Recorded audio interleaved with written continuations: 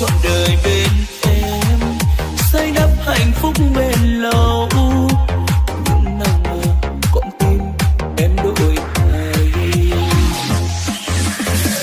Một ngày anh thấy em tay trong tay ai rồi, bước vội vàng trên lối mà trước ta từng qua. Nước mắt lặng thầm trên mi khi em bước vội đi, bỏ lại đây mình anh với đêm say. Mình sẽ mãi bên nhau trọn đời, không cách xa đâu em ơi, vì trong con tim anh chỉ có em thôi. Mình em yêu mãi muôn đời, những cuộc tình mong manh như một cơn gió mang em rời xa.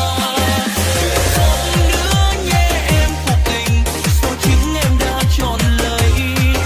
Bỏ mặt anh nơi đây như lúc xưa em bỏ anh đi theo bên người. Đến bây giờ không có em bên đời.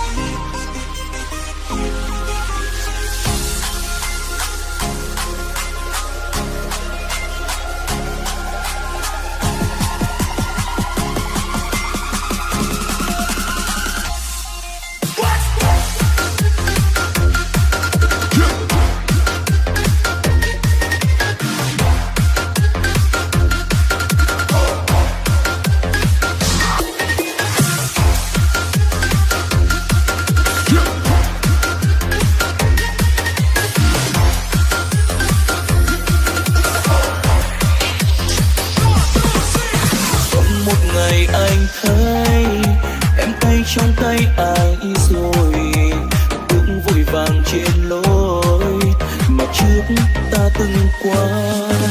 Nước mắt lặng thầm trên mi